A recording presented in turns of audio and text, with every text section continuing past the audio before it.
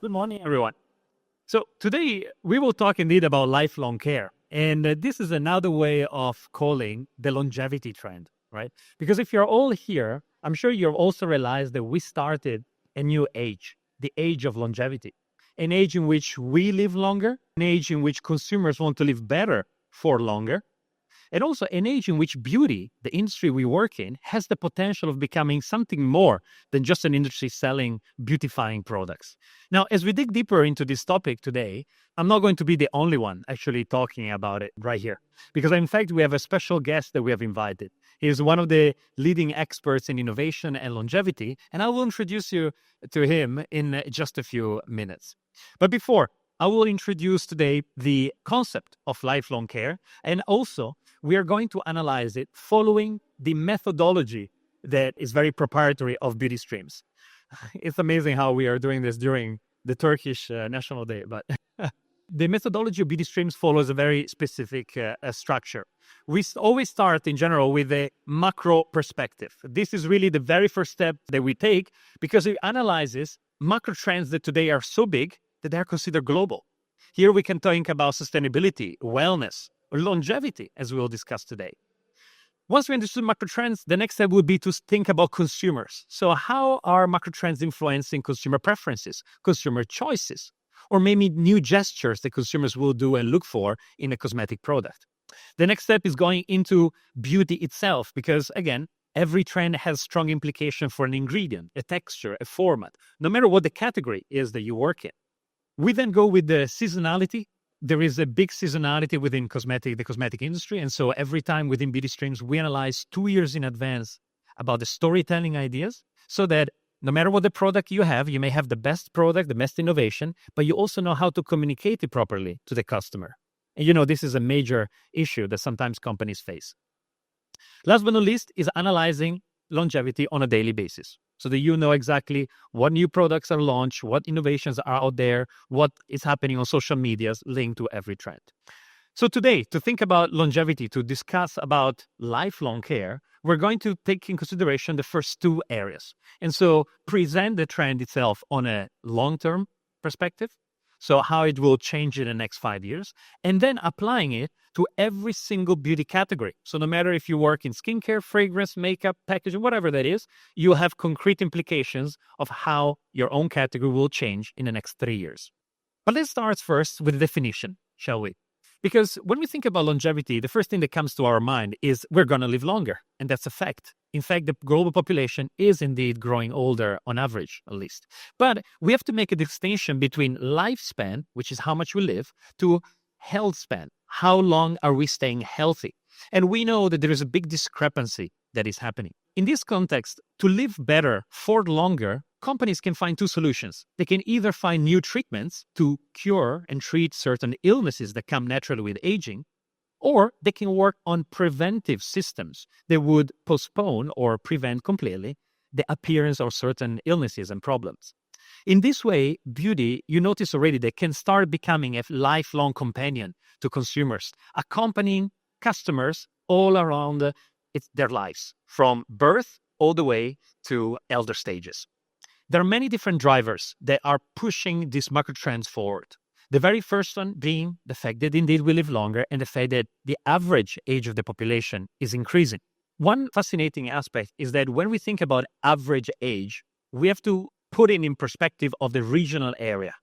Because if we think about Europe, that's one of the oldest countries or oldest regions in the world. In fact, the average age is 42 years old. But as we start going south, we go, for example, to Middle East, the average age is 26 years old. And as we go even more south to Africa, we are 19 years old as average age. And so once again, when we think about applying longevity to a product, we really have to go in the nitty-gritty of analyzing every single regional areas. There is a need for preventive health because as average age increases, there is also an increase in the appearances of illnesses linked with aging. Think about Alzheimer, think about Parkinson or certain motor or sight impairments. And preventive systems can help, once again, help consumers to prevent the appearance of these illnesses. There's more open communication around hormonal changes. We all know hormones are things that are with us since we are born, basically. And these hormonal changes happen naturally in our lives. They can happen on an age basis, on a monthly basis. And as much as they are fundamental for the good functioning of our body, we all know that when they come, they also create some shifts in our body and in our system. There's an expansion of the concept of inclusivity. And this is because inclusivity is not anymore about skin tones, about regional areas. It's also about age inclusivity and the understanding that every age stage, every age group has specific needs when it comes to skin, scalp, hair, colors. And last but not least, there's a big evolution in beauty standards. Because if you think about it, it's crazy that we live in a society that is growing older, but at the same time, the beauty ideal is extremely centered around youth. And I dare all of you to close your eyes and think about someone beautiful. And the first thing that could pop in your mind would be characteristics of the skin, of the hair that are linked to young consumers. And we all can imagine that as we grow older, as the population grows older on average, this is not sustainable anymore.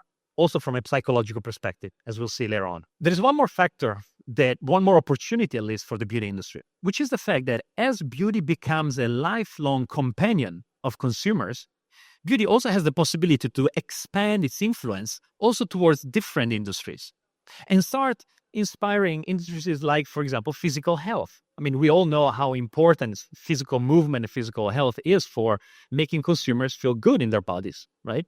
But now, beauty can start influencing these practices as well through, for example, products that are myorelaxants, meaning products that allow consumers to relax muscles and relieve stress. Stress is indeed one of the major leitmotifs of these years, right? In fact, if you think about it, many consumers today feel like they are in a perma-crisis. They feel that there is a perma-crisis based on political crisis and environmental crisis, economical crisis, wars all around the world. And this means that really the consumer is looking constantly to find new solutions, to find new equilibrium and relieve some of this stress and anxiety. And we all know how much beauty can help with this, right? If we had any doubt on how much beauty can impact the psychology of consumers, well, COVID really made it clear that it's a fundamental industry for that. Food and beauty have been really inspiring each other since many decades, right? Suddenly there was a moment where everybody was eating avocados, and suddenly we started seeing shampoos with avocados inside. Now the big trend is pistachios, and now we see fragrances with pistachios inside, right? But there is another possibility for beauty to go inside food and inspire new formats. If you think about supplements, if you think about ingestibles, they go and work on the organism from the inside out, for example. And last but not least, science and technology. Because technology, well, we've all seen how much technology has done leaps further thanks to artificial intelligence and new developments. And this can help us understand better our own beauty and our organism, how it's changing, how it's shifting, and also advise maybe some of the ideal products to treat certain situations and certain illnesses. And so as we start digging deeper into this movement, we will talk today about health span. So we will focus on how beauty, or how in general beauty companies, can help consumers live better for longer periods of time. We will do this by analyzing three main areas. The first one is the blue zone approach. We're going to look at the age-inclusive beauty ideals. And lastly, we're going to focus on hormones, which are our companions of life. Starting with the blue zones. I mean, those of you that have seen the Netflix documentary may have already got a spoiler about the next part. But blue zones are areas of the world where there are the highest concentration of centenaries, right? It's those areas where the rule of growing older sometimes means being unhealthy or having certain problems seem like not applying at all. And looking at statistics, well, we see that a person, for example, born in the United States, can expect to live 77.5 years, while the number of years they can expect to live in good health is just 66 years. So there is this discrepancy between lifespan and the health span of 11 years. At the same time, about 20% of a person's average lifespan is dictated by genes, while about 80% is influenced by lifestyle and environment. And this shows one of the amazing characteristics of the blue zones that was actually discovered really by the documentary, which is the fact that all the blue zones, all of these cities all around the world. They were found in Sardinia, they were found in Greece, they were found in Japan, in Costa Rica. They all had guidelines in common. They all had things in common. And since our staying healthy is influenced by 80% by environment and lifestyle, taking those guidelines and reapplying them in a different setting, in a different environment, would allow consumers to grow older. And these guidelines are the following: intergenerational community, balanced nutrition, and natural movement.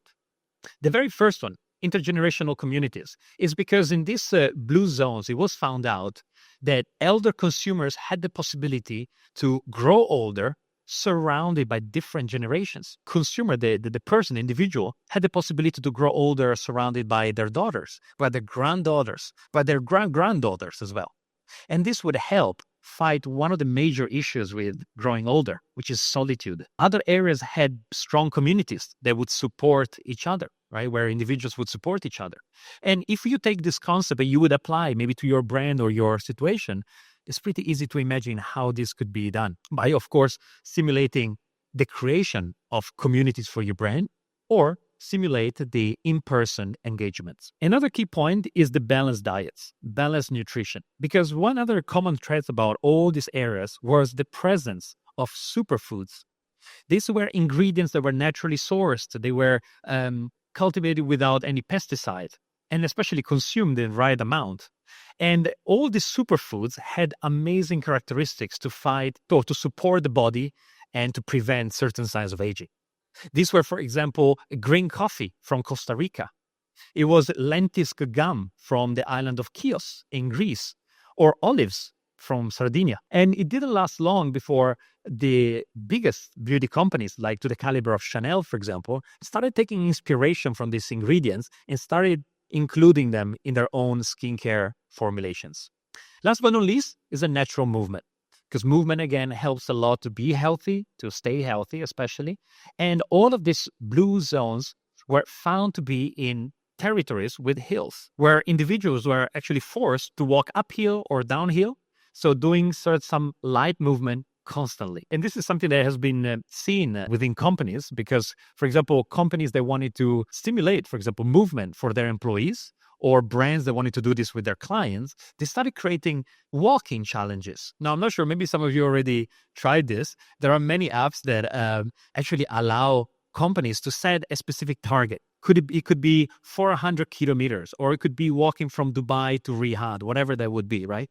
And the person that would reach the amount of steps needed to do that distance would be winning. So it's a very fun and very engaging activity, both for the internal companies, for the employees, or for the customers. Very good. As a second point, we think about age-inclusive beauty ideals, because as we said before, we are in a society that is growing older, on average at least.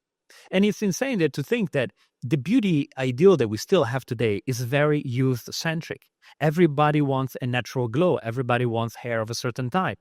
We sometimes color our hair as they start getting gray, because the ideal is very centered on young consumers. Just think about advertisement you see out there in the streets. Think about the spokespeople that are representing certain brands. And one of the major problems with this is that it creates major societal problem called age anxiety. This is a movement that we have started observing many years ago already. Now we are the 5th year that we are seeing this, where if you open your TikTok and Instagram, you're seeing young generations, young influencers that are 13, 14 years of age, maybe the age of some of your daughters or sons. They start sharing on their TikTok their anti-aging routines at 13 years old of age. And if you think about it, that's extremely serious, because as our job as trend forecasters is to imagine how life will be in the next 10, 15 years, well, if we take this situation, these consumers that already feel anxiety because of the first white hair or the first wrinkle appearing, and we postpone it to next 15 years, we're going to have a generation full of stressed, anxious, and depressed people just because they have a white hair. And this, if you think about it, it's also very similar to what happened in the early 2000s with the size 0 models in the runway shows. Some of you may remember that in the early 2000s, many runway shows had models that were extremely thin, the so-called size zeros, right? And you would see these models, and young girls mostly, it would start idealizing that beauty and starting trying to reproduce that kind of body on themselves. That created extreme problems of anorexia and bulimia. And this became such a big societal issue that certain countries, especially the one most touched by runway shows like Italy, United States, United Kingdom, and France, decided to ban size 0 models on the catwalks. And so it's very important that since we are working beauty, since we are also responsible for pushing forward certain claims, we are aware that this is also one of the consequences of pushing too much young and youth beauty ideals. Hormones. Hormones is, we change rhythm, of course. And here we start talking about an area of our body that everybody has. Hormonal shifts, hormonal changes are things that accompany us through all of our lives. And by looking at some statistics, we see that the global market for menopause treatment, including hormone replacement therapy, non-hormonal treatment, and supplements, was valued at approximately $15.4 billion in 2022. And it's set to grow by 2030 at a compounded annual growth rate of 5.5%. Another interesting point is that more than 90% of postmenopausal women were never informed about menopause at school. And more than 60% only started looking for information on the subject after the first signs of it started appearing. And this really shows that when we think about hormones, a lot can still be done to, first of all, inform consumers, and I'm thinking about women and men equally, and also support them through these changes that inevitably we all go through. In general, in fact, there are 3 main hormonal changes that we experience in our lives. The first one being age-related hormonal changes. It could be puberty. It could be premenopause. It could be menopause or andropause. It could be postmenopause. There are monthly cycles of hormones. Think about women's menstruation, for example. This is something that every month happens, and every month the body goes through a specific process that modifies the skin, the hair quality, and so on. If you think about it, opportunities to also include the cyclicality also in the routines that we offer clients. And last but not least, transitional states. Think about the pregnancy or postpartum, where health and safety is of the utmost importance. Fantastic. Now that we've seen and analyzed the movement in general terms, now in the next area, we're going to go in the details of every category. So once again, no matter what the product you're working in is, we're going to analyze how longevity, in this case, the concept of beauty aligning with the customer life journey, could open new opportunities for your own categories, starting with skin and personal care. Now, the very first opportunity this opens up is the possibility to target pre-adult segment. Here we're talking about Gen Alphas, we're talking about Gen Zs, so consumers that go from 12 years old all the way to 18. And there were consumers that if a decade ago they were playing with Legos and dolls, for example, today they've got phones in their hands at early age. And they start going on TikTok, on Instagram, seeing beauty influencers talking about beauty. And so they will have specific requests about products as well at that young age. It's a generation that many companies start targeting, and it definitely offers a lot of potential. So we can use longevity science. We talk about ingredients such as sirtuin proteins. This is a protein that we all have in our body that helps extend our organism longevity. At the same time, there is NAD+. This is a molecule that is also present in our body, but that decreases with aging. And this is fundamental for cellular aging and preventing cellular aging. Another one where there have been many researches and clinical studies have been the AMPK, which is an enzyme that helps with skin rejuvenation. Focus on cellular vitality. Another big focus that skincare and personal care will take the majority in the future. Because cellular vitality is what allows cells to reproduce themselves, to substitute themselves when they start dying, right? And of course, as we all know, as we age, cellular vitality goes down. And so there are products that can stimulate it much more. Last but not least, consider microbiomes and hormonal changes. This is really to offer the most targeted and personalized products to a customer. Let's talk about hair. When it comes to hair, the very first thing is about gray inclusivity. Because gray is the color that is one of the most natural colors out there. It's a color that comes naturally as we age.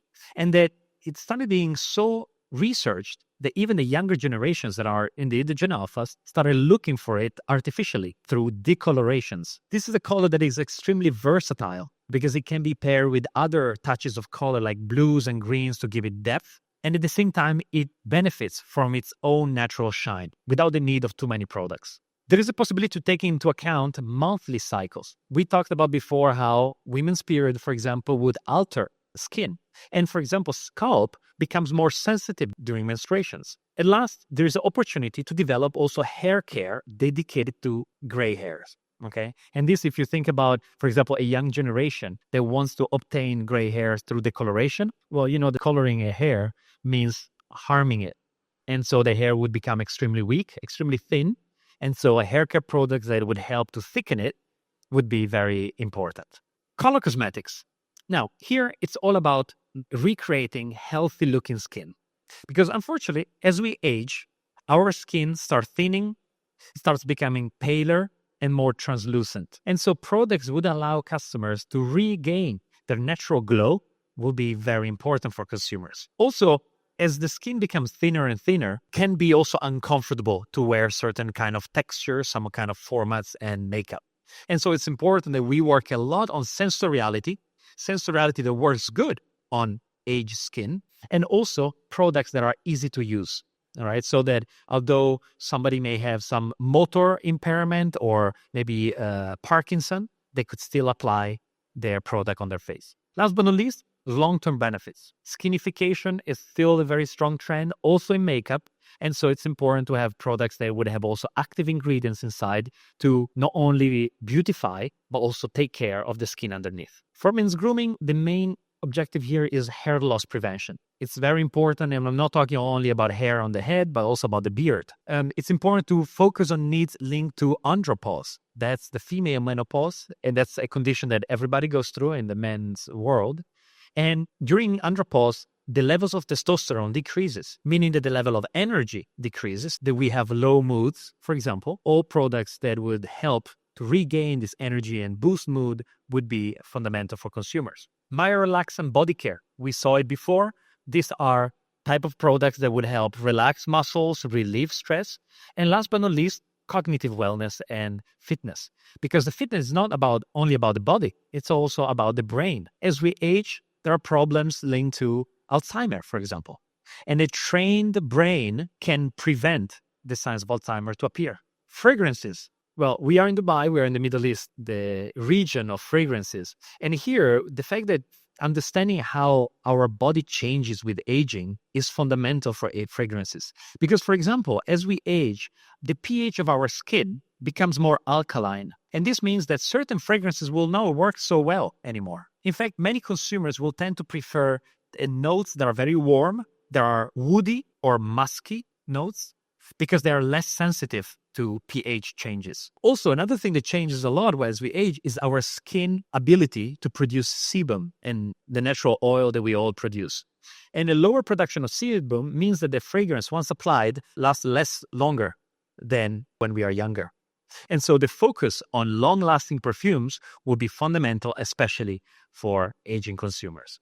Health and safety for sensitive skins is key because we all know, again, skin starts to thin as we age. So safety and health is fundamental. And last but not least, there's a big potential for functional perfumes, which means perfumes that inside they will have active ingredients that allow certain claims to be tested and quantified. To conclude, we also deal with packaging.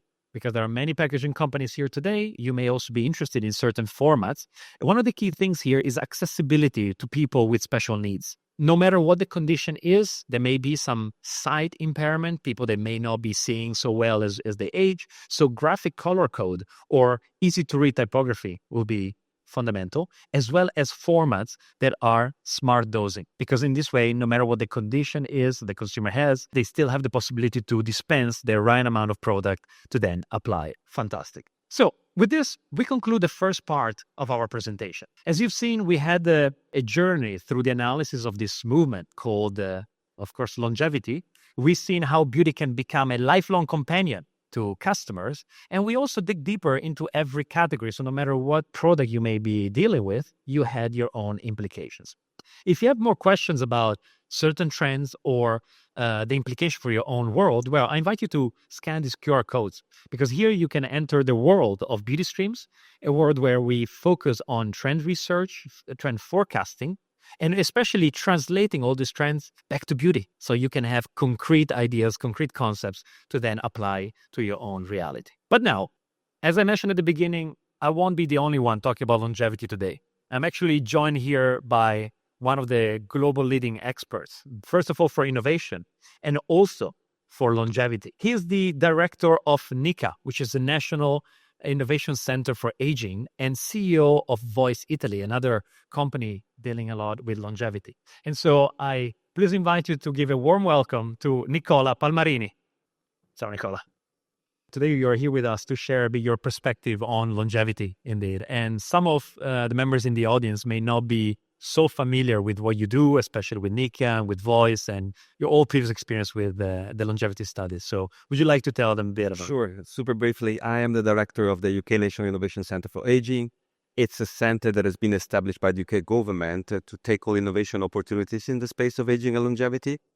The other entity that I lead is a company called Voice, which is a community of older adults that we involve in the discussion about longevity that we explore every day in our job. So we have a research and innovation play on one side, and on the other, we engage the people in the discussion about it. Fantastic, fantastic. And you mentioned, I remember, that aging consumers, especially the ones after 60 years old, has been a sort of population that there are many out there. There are millions and millions, but they're kind of forgotten by companies, right? They are sort of pick them out as a target market, right? Yeah, I think it's related to a cultural background around the process of aging. We come from a culture in which getting old is not a good thing. It's a culture of image, of how we look. It's strongly related to the discussion we're having here today. And typically all the companies, whatever the market, so don't think about beauty for a second, think every other industry, they don't see an aging consumer as a potential consumer. If you think that good half of the recruiters thinks that people over 55 or 56 are not good for any job anymore, I think it tells you a lot about what is expecting us if you don't start changing the approach to what doesn't mean aging, because it matters to all of us. By 2050, there will be 2 billion people over 60 all over the planet, meaning that the vast majority of us will be in a journey of getting old. And I think the society in which we're living is not ready to accept us for who we're becoming. Absolutely. Indeed. And when we think about longevity, and we saw it briefly during the presentation, there is a big, strong social impact of longevity. So how do you think the longevity movement will impact the perception of society when it comes to aging, beauty, and self-care? I think we're start looking at transition. I think there's a lot of organization already here. We just start to embracing this transition. And this transition is just somehow switching from a narrative which was, let me say, against the process of aging to sustain the process of aging, not meaning that we're against per se aging. You know, there's a lot of discussion about anti-aging. But for example, if you just measure the hashtag pro-aging or a graceful aging, you see a growth of roughly 200% year on year in the last 3 years, meaning that the industry itself is trying to build a new narrative, which I think it's a very important point. I think every organization should have to be quite aware there is a risk of a Me Too movement related to the fact of beauty. Why it's happening? Because, for example, the photo molders that we celebrated in the 80s, the Kate Mosses, all of them, they are now in their 60s. And they found themselves challenged to be part of an industry that basically they were the leader of. So they're raising the hand and say, so, because what's about us in a later stage of life? Hence, it's somehow sustaining the idea that organization in general should be more aware of the fact that we're aging, also recognizing the power of consumption of the generations. I think it's 80% of I think it's 60% of the market of the premium brands. It's all in the hands of 45, 55 plus women, meaning that the purchase power of certain type of products is also related to power of purchasing, having some budget in your pocket that allows you to afford, let me say, certain type of brands is something that we should also have to see from this perspective. So you have two angles. Yeah, absolutely. And I find it very fascinating how indeed many companies start focusing on younger generation. We also talked about it before. This is one of the biggest opportunities out there. But indeed, as you said, the elder generation, the 60 plus, are the ones that have the biggest purchasing power. And especially due to the fact that many women today, they don't even have children. So, or I mean, there are not as many families as before. So all the money is ready to be spent by that elder generation. So that's very fascinating. Now, I'd love to bring a discussion also towards technology, because technology, we said before, can really help us to understand ourselves better and especially find better solutions to cure certain situations that are happening in our body. So in what ways do you think beauty technology will help support long-term health and wellness?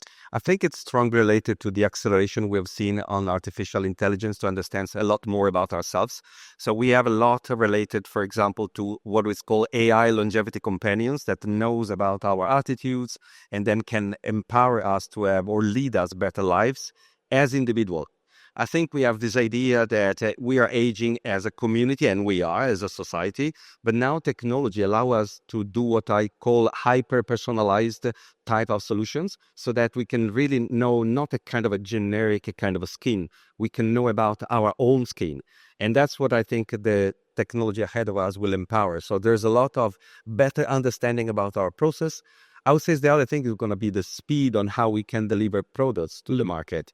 We've seen it in the pharma industry, but we're seeing also so far how it's accelerating the delivery of drugs that help us living healthier, longer life. There is one drug specifically today, is semaglutide, which somehow seems to be the solution to obesity. Obesity is one of the big pandemics that we're feeling in the process of longevity, which is a hit in the process of longevity. And this type of drugs could not be on the market without the acceleration of research and innovation that shortcut the time for delivering these drugs. Finally, there's a lot of discussion about the so-called aging drugs. In the pipeline of pharma industries seems to be that in the next 20 to 25 years, there could be pills treating aging, meaning that there's a movement that there is suggesting that aging could be considered a disease. I'm against it, honestly, because every one of us getting old theoretically should be sick, following this logic. However, there's some research and FDA is going to potentially approve some of these drugs.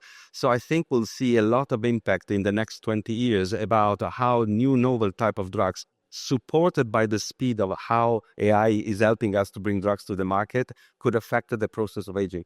Absolutely. Amazing. And also, technology is not just the technology we can think about as the phones or like devices. But technologies also go, as you mentioned before, in the formulas. And one of the major things that we've also observed is the delivery, as you mentioned, and exosomes, for example. Because, for example, for a skincare product, bringing it back to skincare, one of the biggest issues is to having the cream, whatever that is, penetrating the skin, the epidermis, right? And exosome, there have been many researches and discoveries, thanks to new technologies, they discover new ways for exosome to deliver active ingredients to the deepest cells of the skin. So it's really fascinating.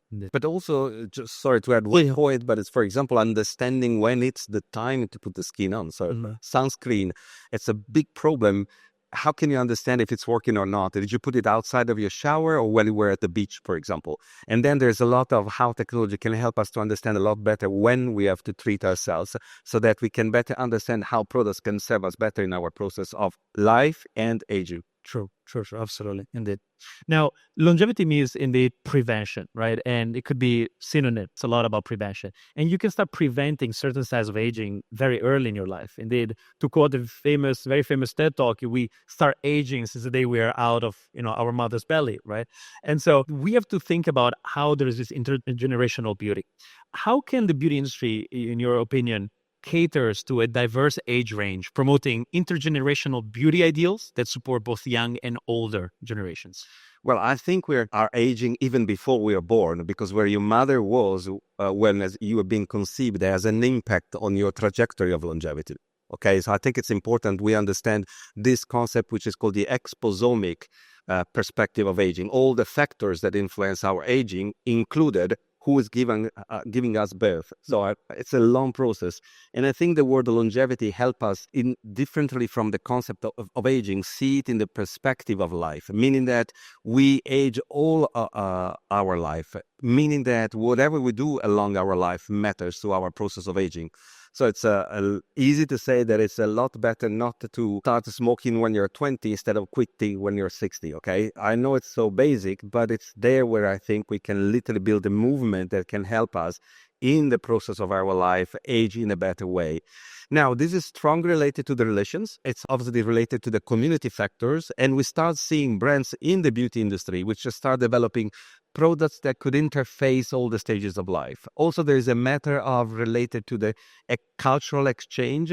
A lot of your beauty, let me say, routine happens in your networks. Could be social or could be the family. And it's where I think there's an idea of an exchange between the generations that it's literally in the everyday life, but also happens in the workplace, in the places where ideally we can exchange with others. And so my suggestion is just try to start avoiding the idea to frame ages in the typical ways as we do today by generations, and think about life stages. Meaning that you could be a boomer, but if you would like to, for example, start a new career in your 60s, which is absolutely normal if you think you're going to live probably until 100 in somehow a healthy life. Hence, you're not a boomer retiring. You're a boomer in a career stage, meaning you're pursuing your future in the ways like when you were 30 or 35. And what were the things that mattered to you at that time? If you see from this way, you literally dismantle the idea of framing the generation and start looking what are the things that matter to you in the different stages of life, and helps to interface the other generations together with you, which I think is the only way to build a better future. I mean, it's impossible to keep us framed in the generation frames. The only way, I guess, to design a better future is start hoping together for the world that we would like to build. Absolutely so. Absolutely so, yeah. And that we often think when we start to think about aging, that as we age, our body changes. Yeah. You know, we start seeing the signs of aging through wrinkles and white hair and different impairments that come up. But there's also things that change at an emotional level, right? In our head, in our body. So how important is emotional well-being in the context of longevity? And especially, how do you see beauty brands addressing this through their products or services? So aging per se has been coded as a discrimination. I think it's important you take this thing in 1968 by Professor Butler, meaning that like many other discriminations, sexism, racism, that we haven't been able to solve yet at all, but at least we recognize it. It's a discrimination out there. Now, it's raising up as a discrimination and has many nuances. It's called technically ageism. And there is one factor about this discrimination. It's called internalized ageism, which happens to all of us every morning. We turn on the light in our bedroom at the mirror where we see ourselves and it says, oh God, okay, whatever, or whatever stage of life, or how happy I am, how I look, okay? So not necessarily good or bad. But that's the internalized ageism. It's something that refers to us. The impact of internalized ageism on our health, it's physically on our health. It's not only on our psychology. It's said that there is a very solid research from Professor Becca Levy that suggests that looking ourselves in a bad way is affecting our cardiovascular system. And it's just like smoking 50 cigarettes a day, 15, okay? So every time we're not able to, let me say, empower ourselves the way we look, the way we would like to look, somehow we are harming our own. So the power of the concept of beauty, which could be somehow related only on our appearance in general, it's strongly related to our well-being, the internal well-being. So the industry here is not only an industry for having a smooth skin or somehow looking fancier to eyes of somebody else. First of all, to our own eyes. So our own beauty, it's so important. And then it affects all our, let me say, mental relation, our confidence, our self-esteem, which is happening in all the course of life, in all the 24 hours, unless we sleep. But we have to sleep good. So sometimes sleeping is also obviously a reflection on how you look outside. So there is a chain reaction of these factors. Important, I think, it's to recognize the fact that beauty has a strong influence on our longevity perspective, because not looking the way we want to look towards the world is affecting our own, let's say, morale in general. And that's why we're calling to action companies to help us seeing ourselves in a more natural way.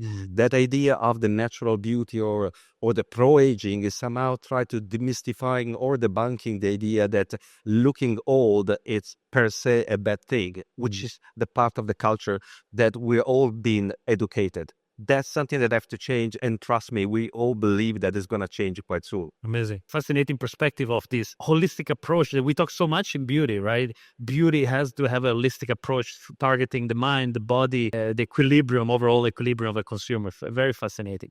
Now, sometimes consumers, they may see the best product in front of themselves, but they may not really understand how to use it. right? And so education becomes fundamental, and awareness of certain conditions become fundamental. Actually, many psychologists say that the first step to change is awareness indeed. So what role do you think education and consumers' awareness plays in the success of beauty products, especially those that focus on longevity, health, and holistic wellness?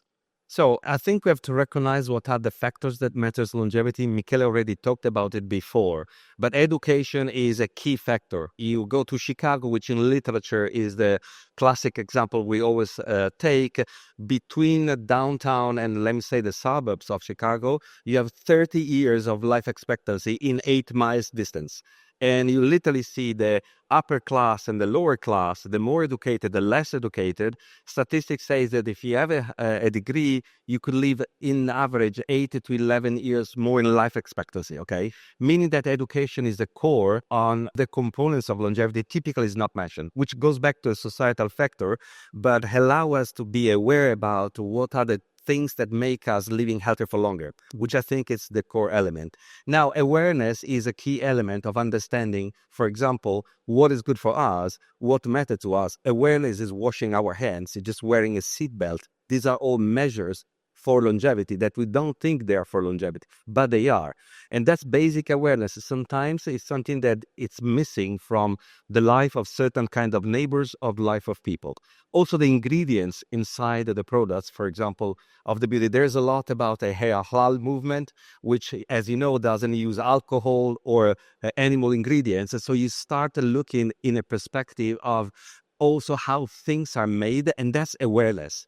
And that's where I guess we should have to establish a lot of work in making the core basic principle of sleeping well, stay connected, have a purpose in life, eat well, sleep well. I did already say that, yes, are the things that are at the basics of our longevity. If we learn that things, which back again is awareness, it's where I guess we can start to put in the foundation of a longer, healthier life independently for how we look. You mentioned that there is a discrepancy of 30 years of age lifespan between those. He's in London is 11 years between Tower Hamlet and Chelsea. Incredible. And Tower Hamlet and Chelsea in London, they touch each other as a neighborhood. So the distance is 0.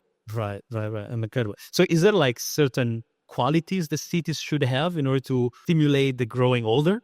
Yeah. So you talk a lot about the blue zone. So what we're working on is just to transform every city in a blue zone. I mean, every city has the potential to do it because it's only a matter on how you culturally leverage the things that are happening in the city and the touch points in the city. So we have launched an initiative called City of Longevity, and we're leveraging the touch points where we live. Right now, we have a program in Newcastle where we're based in the central city market. We have a space in the city market to engage with the people and explain back again to awareness. What are the good habits? What it could be a good healthy diet? So theoretically, you step in eating fish and chips, you get out eating some good tomatoes and maybe something else that could be for you good. And it's basically how educating people on certain type of attitudes, which are the core of our longevity. We have to be where people live. We can't pretend that people will follow us somewhere. So that's where we think we can really make a change. So if we can leverage every touch point, an exhibition like this one, a restaurant, a bar, a museum, everywhere is a place where you, if you follow the cultural heritage of that population, you can deliver the awareness we're talking about. Fantastic. This also shows how big this trend of longevity and lifelong care is really a macro trend. Like, it doesn't encompass only beauty, but it really encompasses other industries like architecture and design and events, and so on and so forth. Fantastic. Now, as the last point, maybe for those in the audience that have their own brands or they would love to think about new ways to create awareness among their customers, how do you think brands or in general beauty companies can better educate their consumers on this topic? So we signed an agreement with Edelman. Edelman is one of the biggest PR agency in the world because we wanted to have the support of a partner that interface the brands in their everyday business. So I think the first thing is just to educate each one in your domain to understand what is happening globally. And globally, the fact is that we're getting older and potentially living for longer. I say potentially because we have no idea about the power on 2 factors. A negative one, climate change, So microplastics, for example, we are discovering the data of the impact of microplastics in our life today. But on the other, you have this amazing evolution that, for example, allowed Google to win a Nobel Prize this year on chemistry, literally in 10 years. OpenMind, which is the Google company, was able to design a system to understand the work of proteins, literally in 10 years, meaning that the research and innovation they have in the backlog probably will allow them to have a Nobel Prize in the next 5 and then 3 years and 2 years. I think they're going to win a Nobel Prize every year thanks to the understanding of the dynamics of life. So if you see from these two perspectives, it's a kind of a journey.